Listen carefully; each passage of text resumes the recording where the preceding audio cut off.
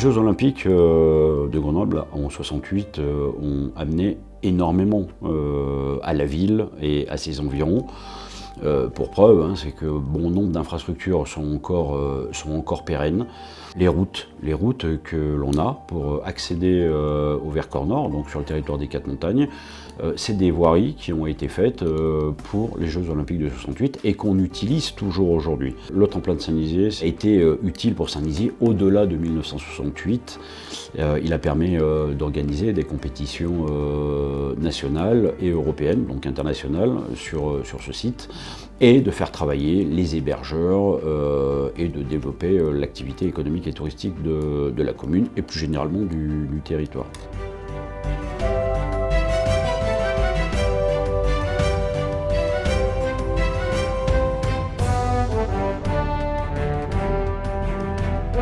Alors on se retrouve devant ce rocher des Trois Pucelles. Il a une importance capitale puisque suite à la visite du secrétaire d'État à l'aménagement, M. Maurice Herzog, venu visiter les sites du Vercors en marge de la préparation des Jeux Olympiques de Grenoble en 1968, il va y avoir cet événement important qui va être la visite de ce site au pied de ce rocher qui est pour une bonne partie des alpinistes un endroit mythique. Et devant la splendeur de ce balcon sur les Alpes, sur la Chartreuse, sur Beldonne, il va dire quel endroit extraordinaire. Ne pourrait-on pas, sachant que les Jeux Olympiques de Grenoble seront les premiers Jeux Olympiques diffusés en couleur et en direct à travers le monde entier, travailler sur un tremplin de 90 mètres, non pas à Autran, mais véritablement sur la commune de Saint-Nizier, au cœur de ce massif du Vercors et au pied de ce rocher des Trois Pucelles.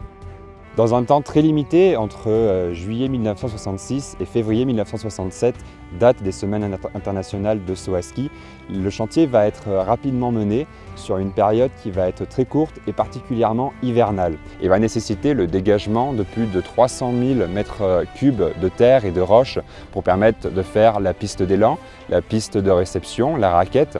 La piste d'élan va être quant à elle préfabriquée avec des dalles qui vont aller de 2,5 à 3,8 tonnes et qui vont être installées par une grande grue au fur et à mesure de l'axe de la piste d'élan qui avait été préalablement coulée et qui vont permettre enfin de pouvoir faire le premier saut donc au début de l'année 1967.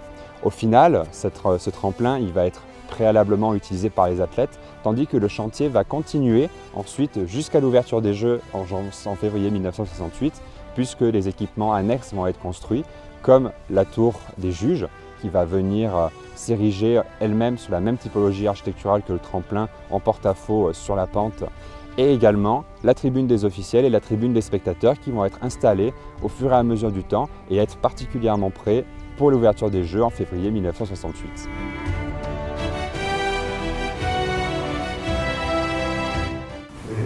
Les gars du bas, on s'est signé ou je sais pas, ils l'amenaient jusqu'au virage, le virage des Pucelles, avant qu'on aille sur le parking là-bas. Et moi j'étais le premier relais entre Saint-Nizier, c'est moi qui ai pris le relais. Ils me l'ont passé. Et après, on était deux, enfin moi qui portais la flamme, l'autre l'accompagnait, c'était avec Boris Buisson, je sais plus. Et après, on est allé jusqu'au bout du parking en bas, là. Là, il y en a deux femmes, c'était Monique Buisson et ma femme, qui ont fait le tour de la planète en bas, la piste de réception, quoi. Après, deux autres qui ont monté les escaliers jusqu'au nez du tremplin. Après, deux autres, ils sont montés jusqu'en haut à la plateforme. Et puis ensuite, c'est des gars en ski qui sont descendus jusque sur la place, quoi.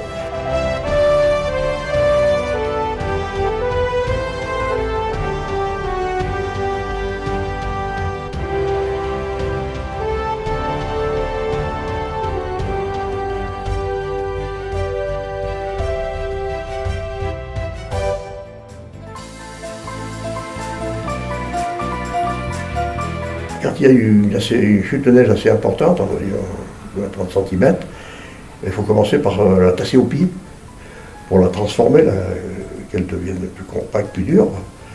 Et puis ensuite, il faut passer au ski, il faut niveler. Et après au râteau pour effacer les bosses, quoi. Il faut tout au râteau avec des crampons. Parce que sinon on ne tient pas, avec les chaussures sur le pistage, il faut des crampons. Ouais. Et puis tout au râteau pour égaliser, bien égaliser. Quoi. Et après derrière, repasser au ski, comme ça, sur le côté, tout comme ça.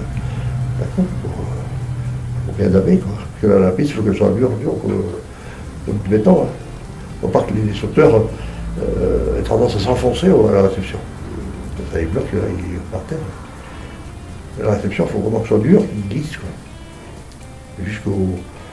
Jusqu'à arriver vers le plat, quoi, au passage, la courbe. Là.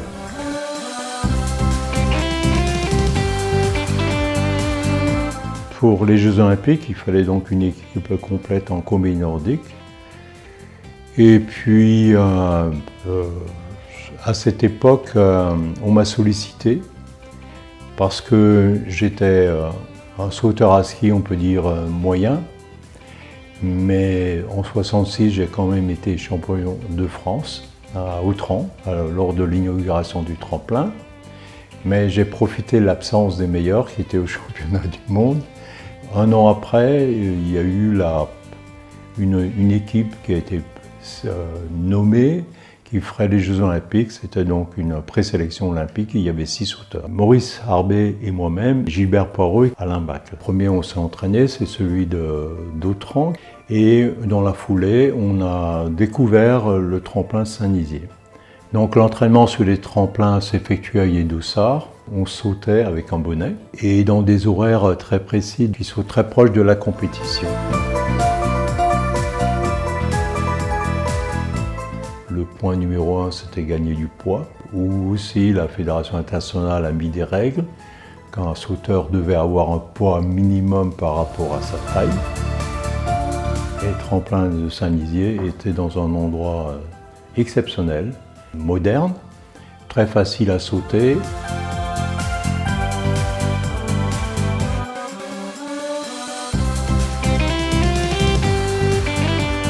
Ça ressemblait beaucoup à Holmenkollen à Oslo, Innsbruck, Garmisch ou à Cortina d'Ampezzo. Alors Cortina, c'est intéressant parce que c'est quand même très proche de Saint-Nizier, c'est le même type de tremplin et tout.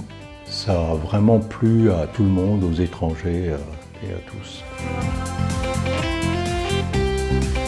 Donc entre chaque saut, vous avez l'entretien du matériel ou un entretien avec votre entraîneur norvégien, Leif Solbakken, pour corriger votre saut précédent.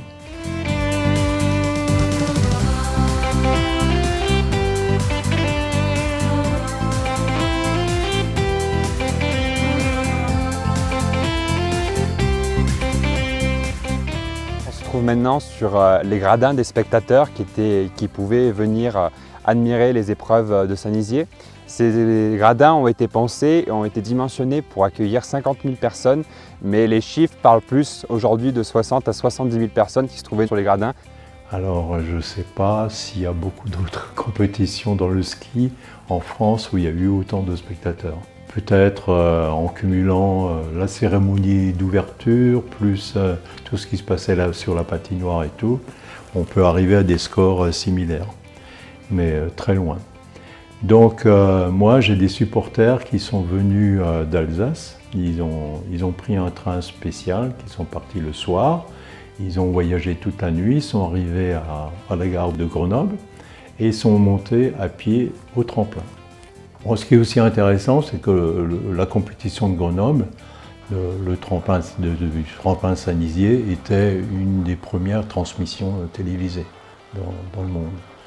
Donc il y avait eu, je crois, 5 millions de spectateurs qui ont regardé cette compète. Maintenant, on a cette magnifique vue sur la piste de réception des athlètes qui arrivaient ensuite en bas, au niveau de la raquette, faisaient demi-tour avant de remonter.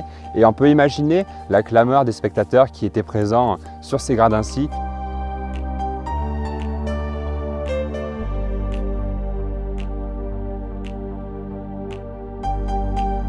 À présent, donc, on se retrouve sur le toit de la tribune des officiels. C'est un élément qui a été pensé en correspondance avec la tribune des juges qui se trouve juste en face et qui n'a pas été installé ici pour privilégier véritablement l'exploit sportif, mais privilégier le moment de partage qu'avaient les élites au temps des Jeux Olympiques. Les gradins en contrebas qui leur permettaient de regarder les épreuves sportives sur leur fauteuil, tandis qu'en dessous se trouvaient des espaces un peu plus destinés à l'accueil justement de ces hôtes prestigieux, puisque se trouvait un salon pour préparer le repas, mais également l'infirmerie en cas de problème, et même en cas de problème pour les athlètes.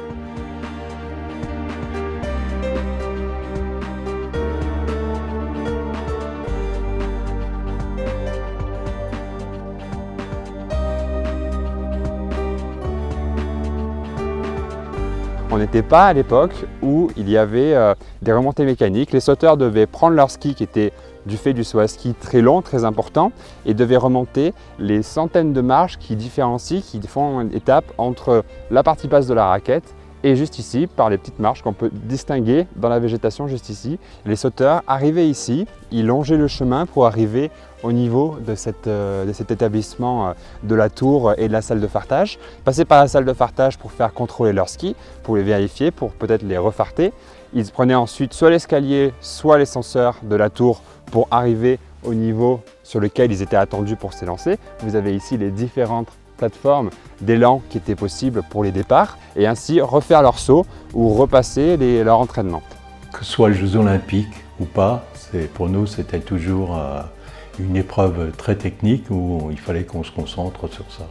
C'est sûr que Grenoble c'est un peu particulier avec cette vue très impressionnante, avec aussi les conditions de vent qui étaient un peu différent des tremplins complètement protégés. Donc pour nous, c'est se concentrer sur la partie technique. On n'avait pas l'influence de la foule qui faisait du bruit ou des choses comme ça.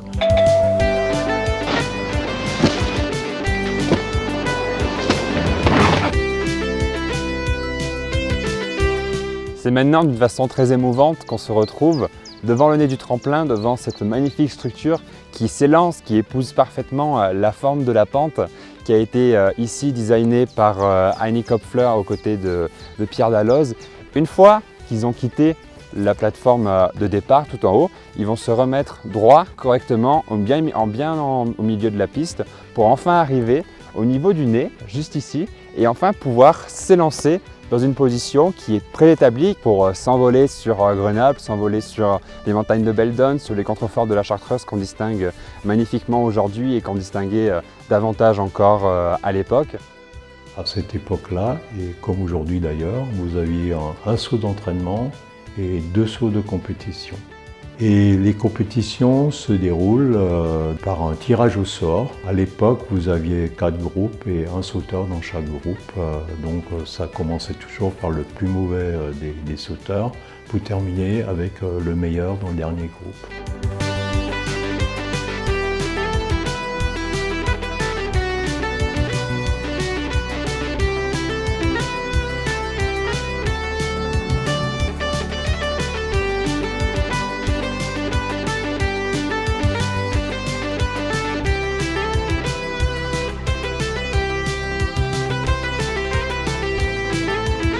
Le tremplin de Saint-Nizier est un endroit extraordinaire. Une vue sur Grenoble qui était magnifique. Le plus beau tremplin du monde, une image qui a été relayée pendant des années, notamment par les télés américaines qui ont été subjuguées par les paysages qu'offrait Grenoble 1968. Des tremplins de cette qualité-là, il n'y en avait pas beaucoup dans le monde, quoi.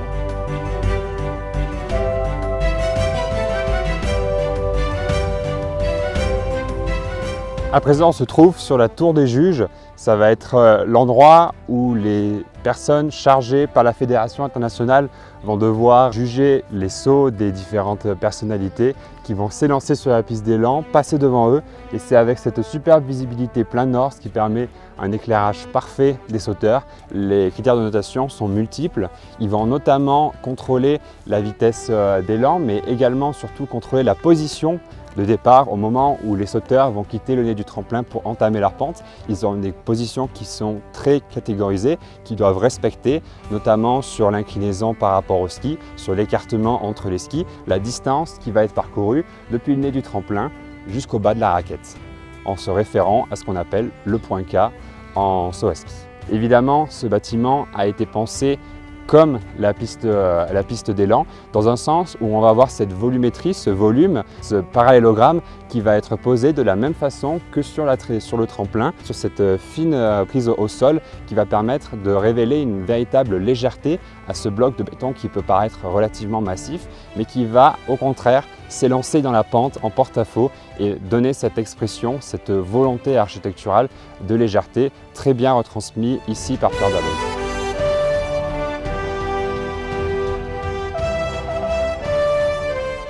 On est à présent devant le tableau d'affichage des résultats de la compétition.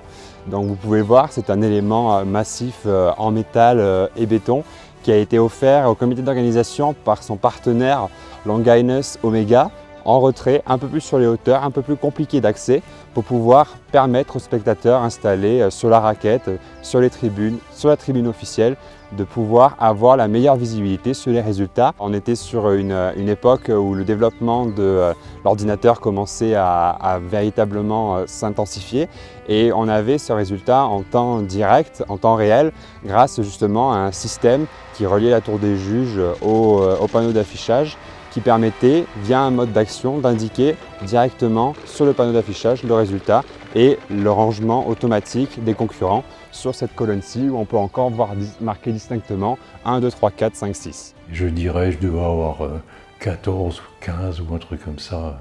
J'aurais mis sûrement en 14 ou un truc comme ça, quoi. Comme j'étais français, peut-être dans 14 et demi.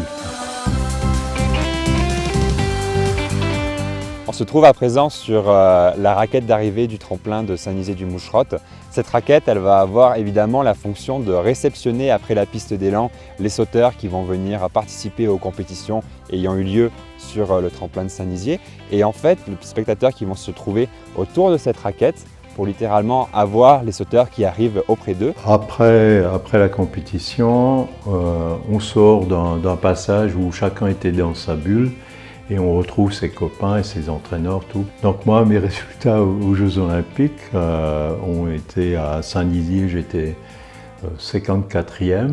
Et Gilbert Poireux, qui était le meilleur français, il a terminé 2 fois 10e et suivi de très près par Alain Bachle. Celui qui a gagné le concours, c'est un Russe, Belousov.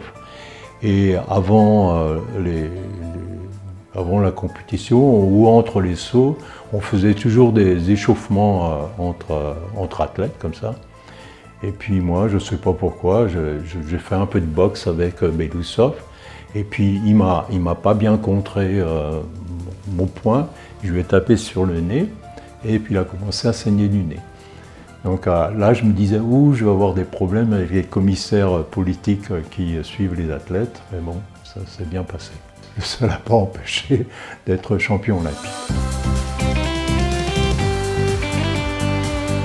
Après, on a eu tout de suite dans l'enchaînement la cérémonie de clôture où Jean-Claude Killy devait être le porteur de drapeau de la délégation française, mais il a été pris un petit peu par les médias et il était absent à la cérémonie de clôture. Et donc, l'organisateur a cherché dans la colonie française qui était le plus jeune et c'était moi, donc j'ai eu l'honneur de porter le drapeau pour la cérémonie de clôture.